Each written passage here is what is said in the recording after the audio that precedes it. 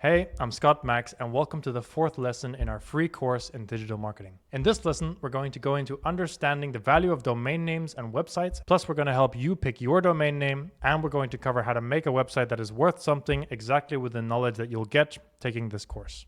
So, do websites have value? In short, yes, they have loads and loads of value. We're going to show you some real examples in a second, but first, here's a little bit of theory as to why they have value. Now, an online business or a website is not much different to any theoretical money printer, like any physical business you might be familiar with or even real estate. A physical business is nothing that an organization of people and capital and things and ingredients, etc., to create an income at the end of the day. An online business is the same, except online. Of course, much easier to run because there's no physical things. Just like real estate, owning the apartment collects rent every month. The rent gets collected, and that movement of rent or the cash flow from a business creates the value of that business, and that's the exact same thing with a website. So a website is nothing else than a thing that exists that can generate money, and therefore it has value. So to sum up, a business's ability to generate a certain amount of money in the future is what gives it value.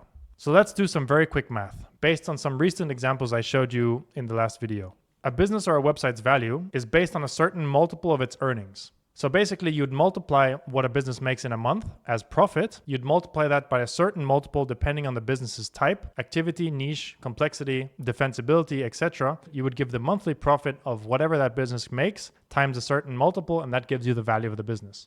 So let's just take some very, very basic math. So the very, very basic math would be that an online business sells for around 3 to 4 times its yearly profit. So in one example, if a website makes $5,000 a month or $60,000 a year, it can be sold for between $180,000 to $240,000. And this is a very, very achievable goal, as we'll go into in a second. I will show you further examples of marketplaces where there are tons of these kinds of online businesses for sale. So you get an idea that it is possible to simply create an income of around $5,000 a month and then sell that business for around $200,000. That is a life-changing income for anyone, especially for the first business. And then, of course, you can do that on and on, or you could use it in the reverse way. You could buy businesses and then get that monthly cash flow to get that passive income, or not entirely passive, but very regular income from different online businesses. This is the model that I like. But the idea of this video is to simply get across that a website is nothing other than an online business or a part of a regular business, and therefore it is valued the same as normal businesses. And then furthermore, that the website actually has value if it produces income by itself.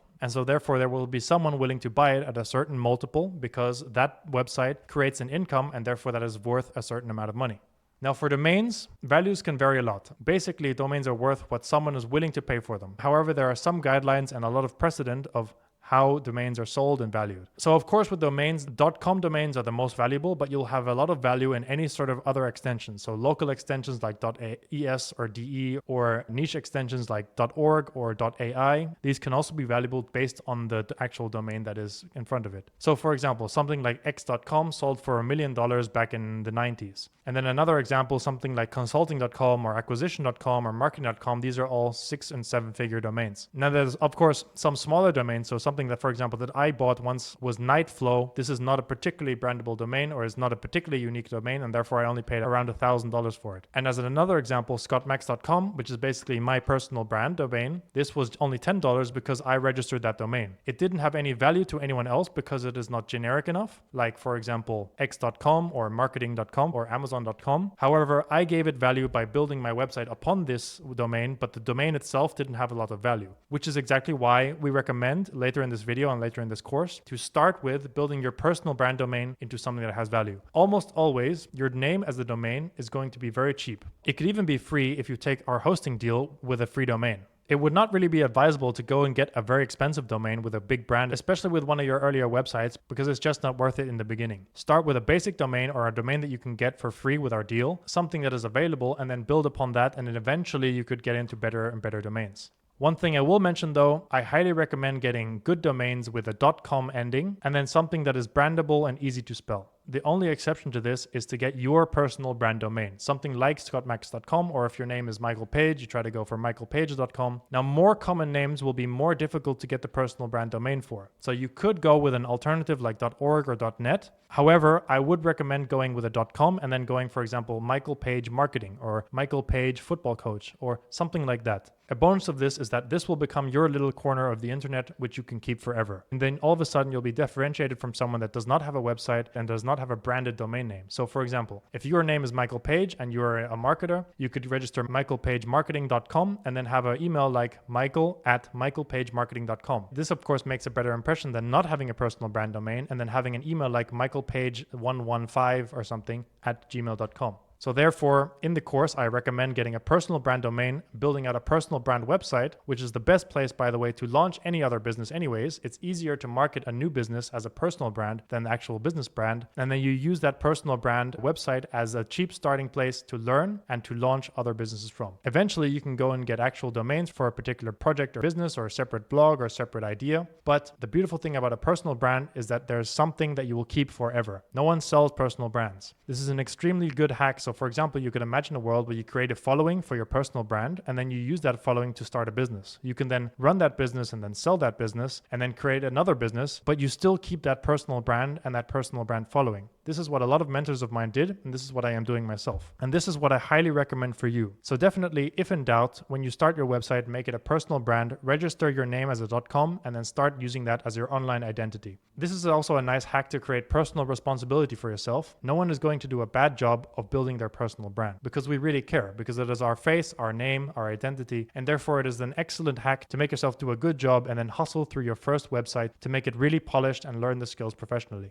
So that's it for the domains. So back to website valuation. Let's look at our recent case study examples again, now that we know our multiples. So if I go into my recent newsletter examples, here we've got a case study of someone making $7,000 a month selling pom-poms. This is probably something very defensible, an e-com store with good margins, and according to our research, it made $7,000 a month in profit. Now this business, of course, makes around $80,000 a month, and therefore it could sell for somewhere around $250,000. This is a really awesome story for a business that's only been in business for, let's just say, maybe 2 years. Now let's look at another example. Here there's a business we looked at before making $19,000 a year with note-taking software. Now, as I said, 3 to 4 times yearly multiple, depending on the type of business, the defensibility, and how passive it is. But something like this, it is a very, very simple business to run. Software businesses usually are valued higher than content businesses or e-commerce businesses. So this business could easily sell for $60,000 to $80,000 and quite quickly. Another hack is that businesses under $100,000 in value, they're very easy to sell because a lot of people have around $100,000 in savings and would like to get into the online business world. It is much more difficult to sell a business at $500,000 because not that many people have $500,000.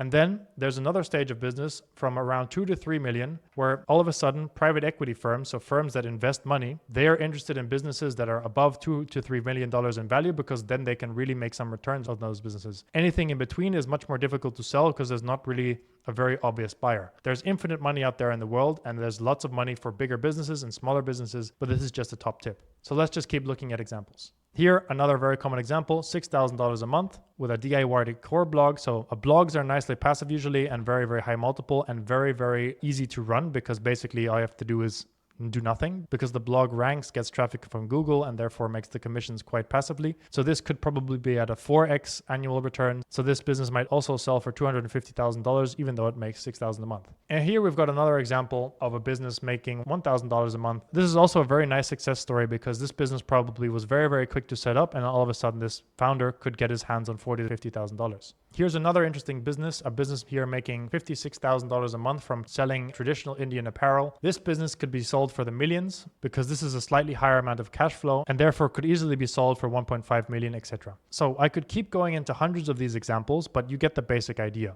Websites have value because they produce future cash flow, and there are tons of ways to create money online and create value online and therefore make something that is valuable and someone is willing to pay a lot of money for. But I'm not going to go into further examples and go into nuance. I'm just going to prove to you that these marketplaces exist where people buy and sell these kinds of businesses, and therefore you'll find more proof that online businesses have value.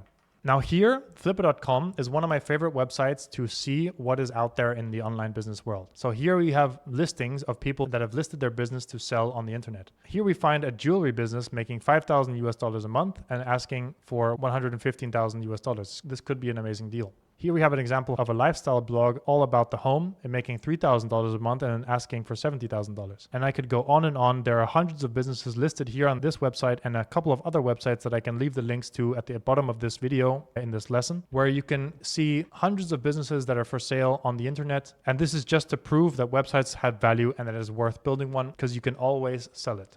Okay, now that we've covered really quick that websites have value and also domains have value and that you should build your first website building your personal brand domain, in the next lesson, we're going to get real. We're going to set up your first real website with a real hosting account and we'll get your first domain for free. So I'll see you in the next video.